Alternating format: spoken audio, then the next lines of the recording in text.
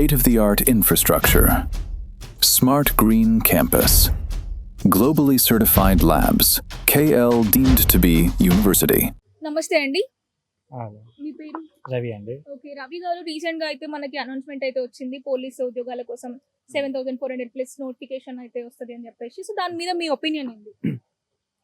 అంటే ఇది ఎట్లా ఉందంటే, ఏదైతే మేము సీఎం సార్ గారు కావచ్చు కానీ పోలీస్ డిపార్ట్మెంట్ కావచ్చు కానీ వాళ్ళందరూ ఒక మాట అన్నారు.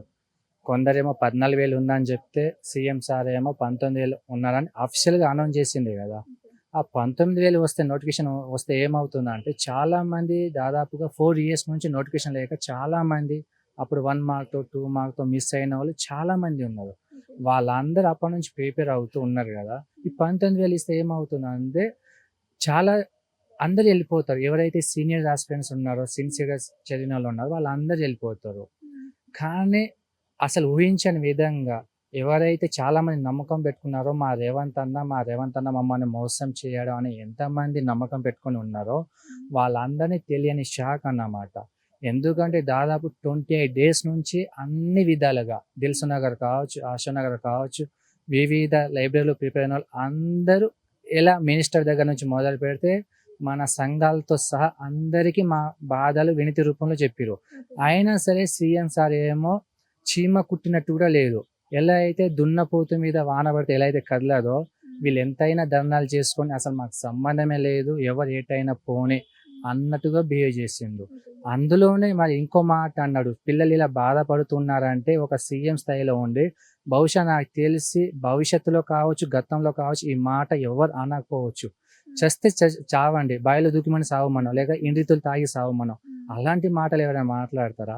ఒకరు బాధతో ఉన్నప్పుడు వాళ్ళని ఆదుకోవాలి, లేదా భరోసా అయినా ఇవ్వాలి. అలా ఇవ్వని చోట మళ్ళీ పైనుంచి గొడ్డు కారం చలిస్తే అసలు ఈ సమాజంలో ఎలా అసలు ఉంటుంది? అతను ఆ మాట మాట్లాడాల్సిన అవసరం, అంటే అక్కడ జరుగుతున్న సభ వేరు, రైతులకు సంబంధించింది. ఆ సభలో ఈ విషయం మాట్లాడాల్సిన అవసరం ఏమైనా ఉండేనా? అసలు ఎందుకు ఆ టాపిక్ తీసి మాట్లాడిండ్రు అని అంటారు?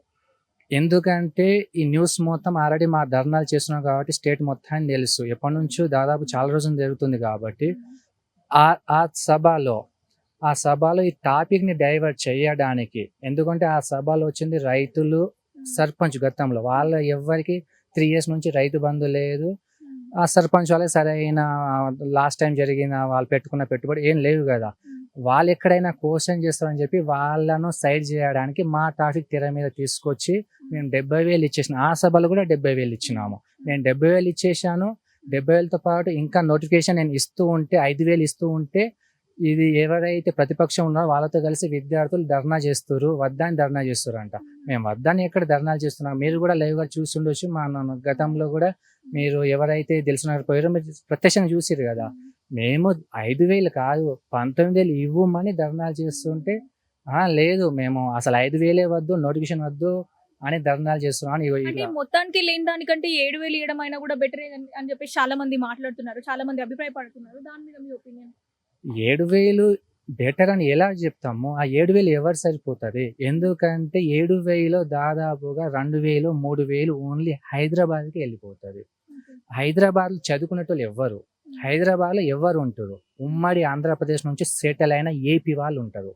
కావాలంటే మీరు చూడండి, ఎందుకంటే లాస్ట్ నోటిఫికేషన్లో చాలా మంది ఇక్కడ బ్లాక్లో కావచ్చు, డబ్బులు ఇచ్చి కావచ్చు, బోనఫైడ్ స్థానికంగా తీసుకున్నారు కాబట్టి ఒక 20-30 మందిని దొరకబెట్టి కేసులు ఫైల్ చేయనాయి కదా. మరి హైదరాబాద్ ఎవరికి సంబంధించింది? గ్రామీణ ప్రాంతాల విద్యార్థులు కష్టపడి చదువుతున్నారా, హైదరాబాద్లో ఉన్న వాళ్ళు చదువుతున్నారా? హైదరాబాద్లో నోటిఫికేషన్ దాదాపు 22,000 పైచీలకు వస్తే అది మా ఫేవర్ కాదు కదా. అది ఉమ్మడిలో సెటిల్ అయిన ఏపీకి ఫేవర్ కదా. ఎవరైతే విద్యలో కష్టపడి మా అమ్మ నాన్నలు సంతోషంగా చూడాలి, ఒక యూనిఫామ్ వేసుకోవాలని ఎవరైతే పల్లెటూరు నుంచి చదువుకున్నారో, పల్లెటూరును వచ్చిరో వాళ్ళకి అన్ని డిస్ట్రిక్ట్ పోల్చుకుంటే ఎవరికి వస్తుందండి? ఎస్టీకి ఇవ్వాలి, ఎస్సీకి ఇవ్వాలి, బీసీకి ఇవ్వాలి, ఈడబ్ల్యూసీకి ఇవ్వాలి, ఓపెన్లో ఇవ్వాలి, ఎన్సీసీ కోటాకి ఇవ్వాలి, ఎక్స్ సర్వీస్ మ్యాన్స్కి ఇవ్వాలి. అన్ని డివైడ్ అవుతుంది. సపరేట్ 1/3 ఉమెన్స్కి ఇవ్వాలి. అన్నీ ఇచ్చుకుంటూ పోతే దాదాపు 15 నుంచి 16 కేటగిరీ ఇచ్చుకుంటే జస్ట్ ఒక కేటగిరీ, ఒక పోస్టు 2 పోస్టు మహా అయితే 5 కంటే ఒక పోస్టు లెక్క పెరిగావు కదా. మరి ఎందుకు మీకు కనిపిస్తే 7,000 అని రేపు అఫీషియల్గా నోటిఫికేషన్ వచ్చిన తర్వాత మీరు చూడండి, అవసరమైతే అందరు చూడండి. ఆ డివైడ్ అయిన తర్వాత వాళ్ళ క్యాస్ట్లో కావచ్చు, కేటగిరీలో కావచ్చు, ఓపెన్లో కావచ్చు వస్తే 2, 3, 4 అంతమించి రావు కదా. ఎలా సంతోషిస్తారు? ఎవరికి సంతోషం ఎవరికి? ఎందుకంటే ఆ 7,000 నేను ఇస్తున్నాను, నోటిఫికేషన్ ఇచ్చేసాను, నా టైం పీరియడ్లో ఇగో 70,000 ఇచ్చాను, ఇది 7,000 కాస్త 10,000 చెప్పేస్తాడు, ఏ చిన్న వాడిని కలిపి ఇగో 1,00,000 ఇచ్చేసిన అని వాళ్ళు చెప్పడం తప్ప, స్వచ్ఛమైన ఎవరైతే రేవంత్ అన్న కోసం ఫైట్ చేసిరో, ఎవరైతే కాంగ్రెస్ ప్రభుత్వాన్ని తీసుకురావడానికి నానా కష్టాలు విద్యార్థులు పడ్డారో వాళ్ళెవ్వరికి ఉపయోగం లేదు కదా ఈ నోటిఫికేషన్. అంటే దీని తర్వాత ఇంకొక నోటిఫికేషన్ ఇచ్చే ఛాన్సెస్ ఏం లేవంటారా? ఇప్పుడు వీడు ఇచ్చినా ఇవ్వకున్నా వీరే కాదు, ఏ ప్రభుత్వం అయినా ఒక్కటి ఫాలో అవుతుంది. ఎలక్షన్ 1 year బిఫోర్ అన్ని నోటిఫికేషన్ ఇస్తారు వాళ్ళు. వీడే రేవంతే కాదు, రేపు నన్ను సీఎం చేసినా నేను కూడా అలాగే చేస్తా. ఎందుకంటే అది ప్రాసెస్, ఎలక్షన్ ఓటు బ్యాంకింగ్ కాబట్టి 1 year ముందు చేసేస్తారు. ఇప్పుడు ఎగ్జాంపుల్ ఒక్క నోటిఫికేషన్ కంప్లీట్ అవ్వాలంటే ఈజీగా 2 years పట్టుద్ది. ఎందుకంటే ఆ నోటిఫికేషన్ అలాగే ఉంటాయి, ముందు డేట్ ఇవ్వాలి, అప్లికేషన్ ఇవ్వాలి, ఎగ్జామ్ పెట్టాలి, లాస్ట్ ఫైనల్ ఇవ్వాలి, ఇవన్నీ ప్రాసెస్ 2 years పట్టుద్ది కదా. ఒక్కొక్కరికి 30 ఏజ్ ఉన్న వాళ్ళకి ఈ నోటిఫికేషన్ కంప్లీట్ అయ్యి మళ్ళీ ఎలక్షన్ నోటిఫికేషన్ ఇచ్చేంత వరకు ఎవరికి ఎంత పోతుంది? ఈడే సగం ముసలోడు అవుతాడు కదా.